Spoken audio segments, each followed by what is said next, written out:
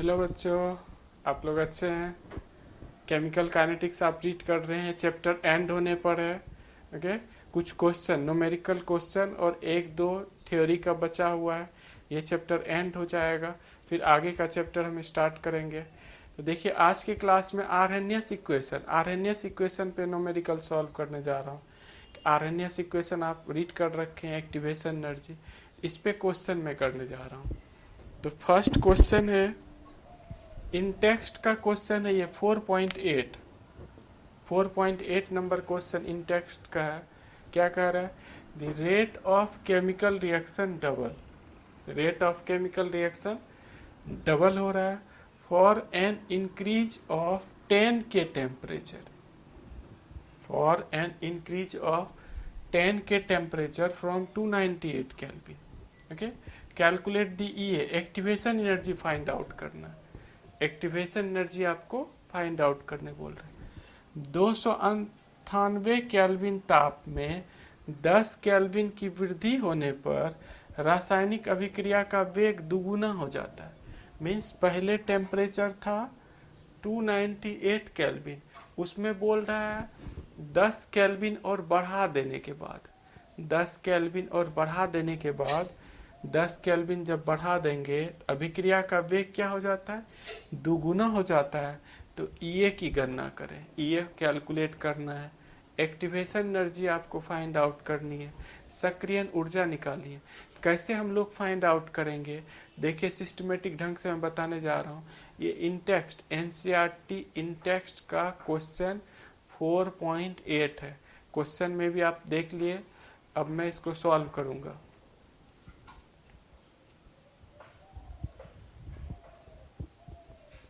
आपको दो टेम्परेचर, देखिए इस क्वेश्चन में दो टेम्परेचर यूज हो रहा है, एक 298 है और एक 10 केल्विन इंक्रीज करना है, बढ़ाना है। तो उसमें हम लोग 10 केल्विन ऐड कर देंगे। क्वेश्चन कॉपी कर लिए होंगे आप। देखिए, मैं अब इसको सॉल्व करने जा रहा हूँ। बुक से भी आप क्वेश्चन देख सकते हैं।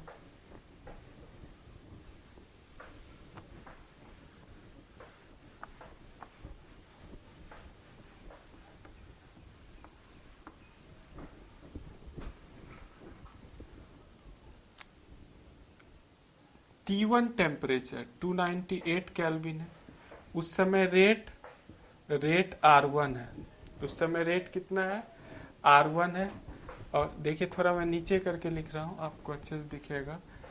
T1 टेम्परेचर ये कितना है? 298 केल्विन। उस समय रेट कितना है? R1 है रेट। और उस समय रेट कांस्टेंट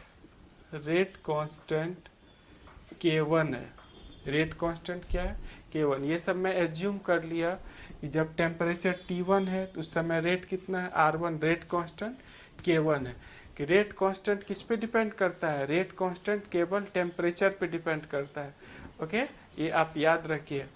T2 टेम्परेचर अब बोल रहा है 10 केल्विन टेम्परेचर इंक्रीज करने के लिए बोल रहा है। इसमें इंक्रीज कीजिए, 298 प्लस 10, ये हो गया 308 केल्विन। जब टेम्परेचर 308 हो गया तो उस समय रेट R2 हो गया और रेट कांस्टेंट क्या हो गया? K2। अब क्वेश्चन में बोल रहा है कि जब आप 10 केल्विन टेम्परेचर इंक्रीज करते हैं, बढ़ाते हैं, तो रेट दुगुना हो जाता है, रेट डबल हो जाता है। तो रेट इक्वल टू पता है आपको, K कंसंट्रेशन ऑफ रिएक्टेंट होता है। R1 इक्वल टू होगा K1 concentration of A, R2 equal to होगा K2 concentration of A। Okay, अब क्वेश्चन में बोल रहा है कि ये डबल हो रहा है, तो R2 इक्वल टू क्या होगा? 2R1। जब हम 10 केल्विन इंक्रीज करते हैं तो रेट डबल हो रहा है। R2 का वैल्यू कितना दे रखा है? K2 concentration of A, 2 K1 concentration of A। इस इक्वेशन में R1 और R2 का वैल्यू देखिए, यहाँ से R1 और R2 का वैल्यू मैं यहाँ पुट कर दिया, इस इक्वेशन वाला वैल्यू यहाँ पुट कर दिए, तो A कैंसिल हो गया। K2 divided by K1 equal to कितना आ गया? 2 आ गया। इस डेटा का मुझे यूज करना है। आपको इतना कुछ करके नहीं दिखाना है, आप डायरेक्ट भी लिख सकते हैं कि rate becomes double, therefore K2 by K1 equal to 2। Okay, मैंने आपको समझाने के लिए पूरा एक्सप्लेन किया है कि T1 टेम्परेचर पर इतना है, T2 टेम्परेचर पर इतना है, रेट ऐसे ऐसे निकाला, फिर यहाँ रेट का वैल्यू रख दिया और K2 और K1 में रिलेशन पता चल गया। इसी का मुझे यूज आएगा आरएनएस इक्वेशन में, जब एक्टिवेशन एनर्जी हम लोग फाइंड आउट करेंगे।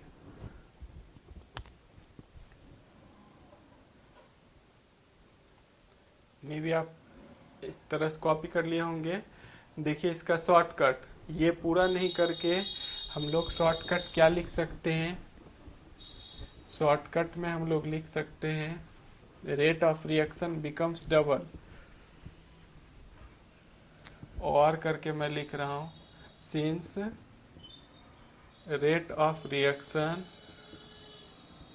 Becomes double therefore K2 by K1 equal to 2। Therefore हम ऐसा भी लिख सकते हैं, टीचर समझ जाएगा कि बच्चे को समझ में आ रहा है कैसे उसने लिखा है, या पूरा आप डिटेल में दिखा के तब लिखिए। ओके, एक ही मतलब है। अब आपके पास एक फॉर्मूला है log Arrhenius equation. Arrhenius equation आपको पता है, Arrhenius equation from Arrhenius equation log K2 by K1 equal to EA divided by 2.303 R 1 by T1 minus 1 by T2। इसी फॉर्मूले पर देखिए अब मैं पुट करने जा रहा हूँ। इसी फॉर्मूले पर सब चीज़ दे रखा है, T1 T2 दे रखा है, R जानते हैं आप, K1 K2 का रिलेशन मैंने फाइंड आउट कर लिया। R का वैल्यू कितना रखेंगे, 8.314 जूल पर मोल पर केल्विन। ये यूनिवर्सल गैस कांस्टेंट, R क्या होती है, universal gas constant. Okay, may be आप कॉपी किए होंगे। अब मैं वैल्यू पुट करना है मुझे,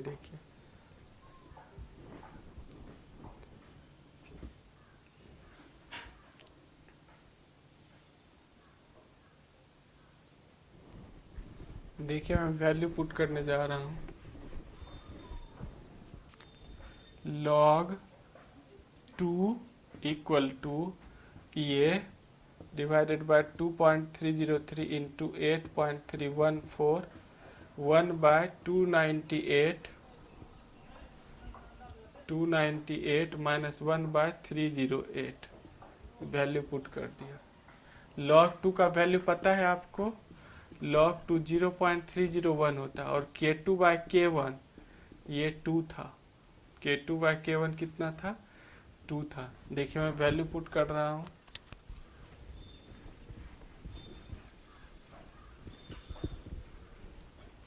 log 2 का वैल्यू 0.301 ये, और इस दोनों को मल्टीप्लाई कीजिएगा आप 8.34 2.303, ये आएगा 19.14। आप करके देख लीजिए। 1 बाय 298 माइनस 1 बाय 308, ये आ गया 0.301 ये 19.14 298 इंटू 308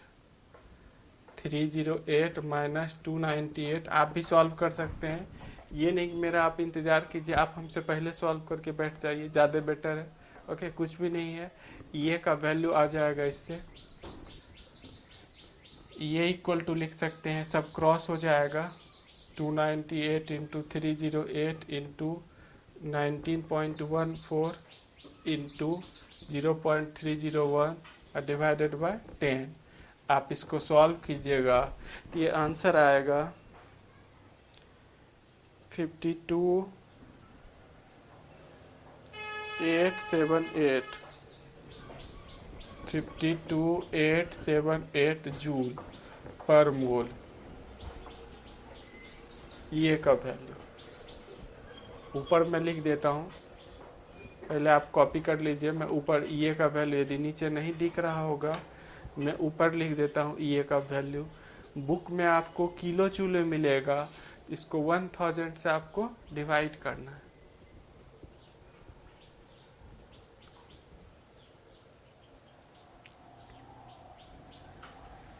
मे भी आपने कॉपी किया होगा।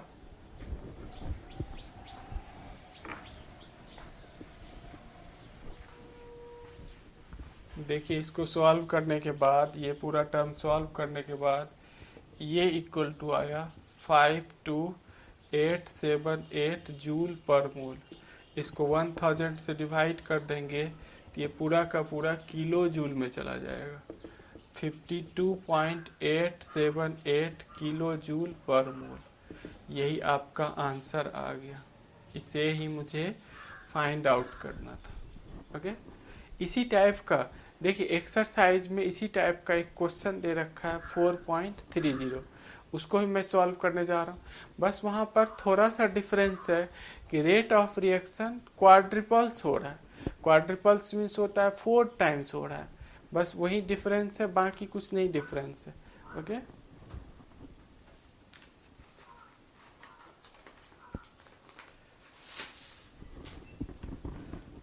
देखिए मैं क्वेश्चन सॉल्व करने जा रहा हूँ।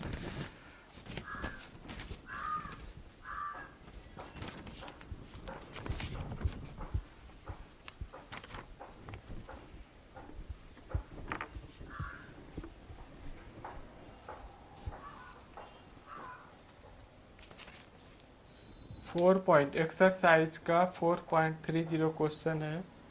Rate of reaction, the rate of reaction quadruples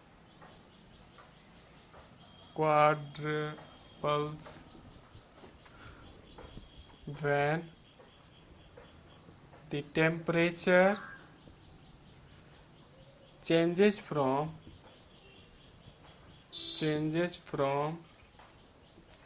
293 Kelvin to 313 Kelvin.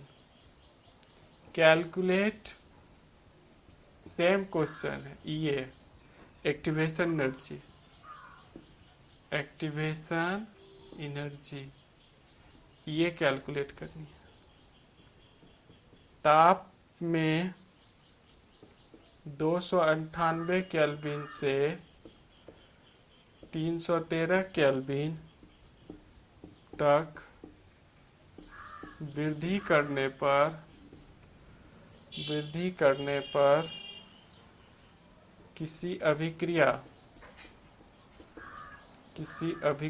का वेग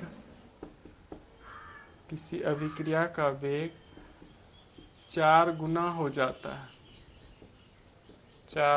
हो जाता है। इस अभिक्रिया के लिए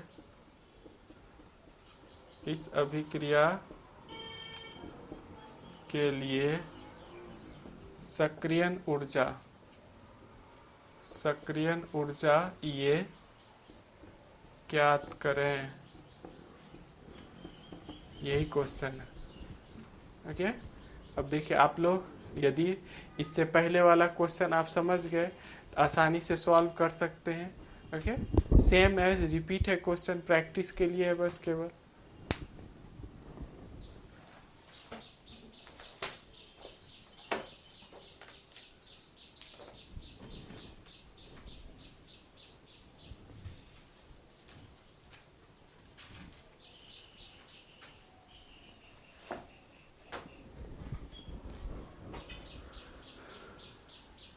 मे भी आपने कॉपी किया होगा क्वेश्चन।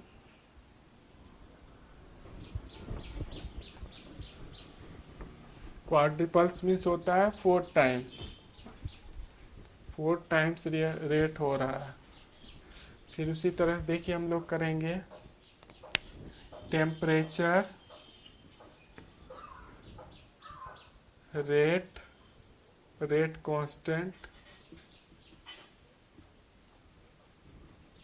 टेम्परेचर T1 आपका 293 केल्विन है, उस समय रेट R1 है और रेट कांस्टेंट K1 है। जब temperature T2 equal to 313 kelvin हो गया, उस समय रेट R2 है और रेट कांस्टेंट K2 है। ओके, अब हम लोग रेट लिखेंगे।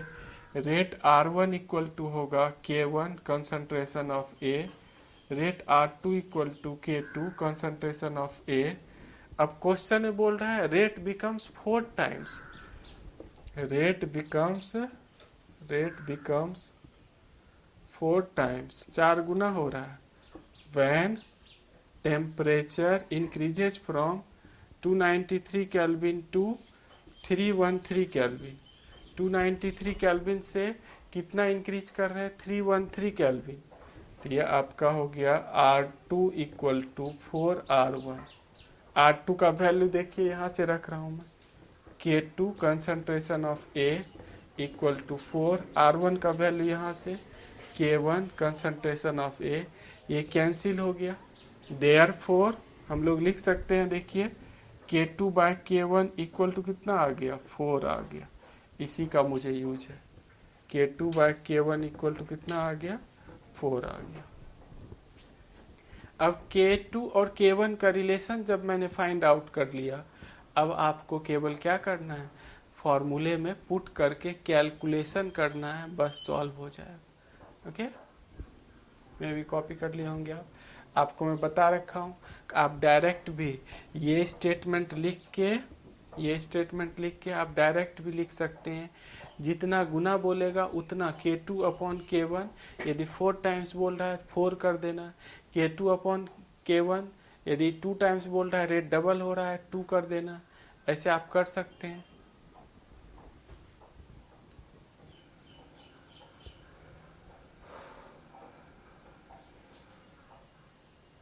RNS इक्वेशन पता है, आप पुट कीजिए, अपने से आगे बढ़ते रहिए, सॉल्व कीजिए आप। देखिए अब RNS इक्वेशन से मैं आगे बढ़ रहा हूँ। From RNS equation, from RNS equation से आगे बढ़ेंगे। क्या है आपका? log K2 divided by K1 equal to EA divided by 2.303 R 1 by T1 minus 1 by T2। अब सबका वैल्यू जहाँ पर जिसका जो पोजीशन है वहाँ उसका वैल्यू आप रख दीजिए। ये log 4 equal to EA divided by 2.303 into 8.314, 1 by T1 का वैल्यू 293 माइनस 1 बाय 313। log 4 का वैल्यू 0.6021 होता है। EA डिवाइडेड बाय, इसको मल्टीप्लाई कीजिएगा 19.14 आएगा। ये 2313 माइनस 293 डिवाइडेड बाय 293 इंटू 313। केवल मैथमेटिकल कैलकुलेशन करने जा रहा हूँ मैं। EA इक्वल टू क्या हो जाएगा? 293 into 313 into 19.14 into 0.6021 divided by 20। और जब आप इसको सॉल्व करते हैं तो इसका आंसर आएगा 52843 52843.6 जूल। ये का वैल्यू आ रहा। मैं ऊपर में देखिए लिख देता हूँ, पहले आप इसको कॉपी कर लीजिए।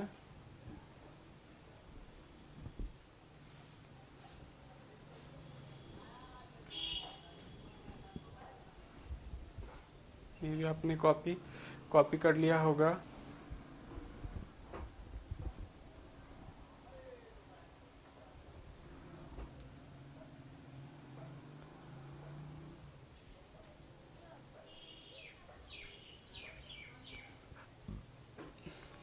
देखिए आगे EA का वैल्यू मैं लिखने जा रहा हूँ। EA का वैल्यू कितना आएगा? इसको मल्टीप्लाई वगैरह किए होंगे आप। EA इक्वल टू 52843.6 जूल पर मोल आ रहा है। आपके बुक में किलो जूल में मिलेगा, इसको क्या करेंगे? 1000 से डिवाइड कर देंगे तो ये किलो जूल में आ जाएगा। 52.843 किलो जूल पर मोल, यही आंसर आ गया ये का। ओके, और जो आरएनएस इक्वेशन पर और जो क्वेश्चन आपके बुक में दे रखा है इससे कहीं ज़्यादा आसान है। ओके, इस क्वेश्चन से कहीं ज़्यादा आसान है, उसको आप सॉल्व कर सकते हैं। आगे के क्लास में catalyst, effect of catalyst on rate of reaction, ये सब हम लोग देखेंगे। फिर नया चैप्टर 1-2 दिन के बाद आपका नया चैप्टर शुरू होगा। आप यदि इस चैनल पे नए हैं तो आप भी हमसे जुड़ सकते हैं।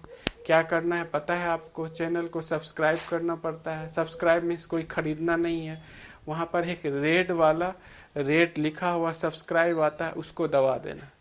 ओके, और बेल आइकन को दबा के ऑल नोटिफिकेशन को दबा देना। तो आप पर जितना ही वीडियो वगैरह अपलोड करेंगे आप पर आते रहेगा, फिर आपको पढ़ाई करने में दिक्कत नहीं होगी। अदरवाइज आपका छूट सकता है कोई वीडियो। और आप देख रहे होंगे कि जितना भी पुराना वीडियो था कोऑर्डिनेशन का या इलेक्ट्रो का, वो मैं हटा देता हूँ। आप यदि पढ़ाई नहीं कीजिएगा, 1 सप्ताह के बाद ये वीडियो आपको देखने को नहीं मिलेगा। बस 1 सप्ताह के लिए वीडियो रहता है। Okay, thank you watching this video. Okay बच्चों।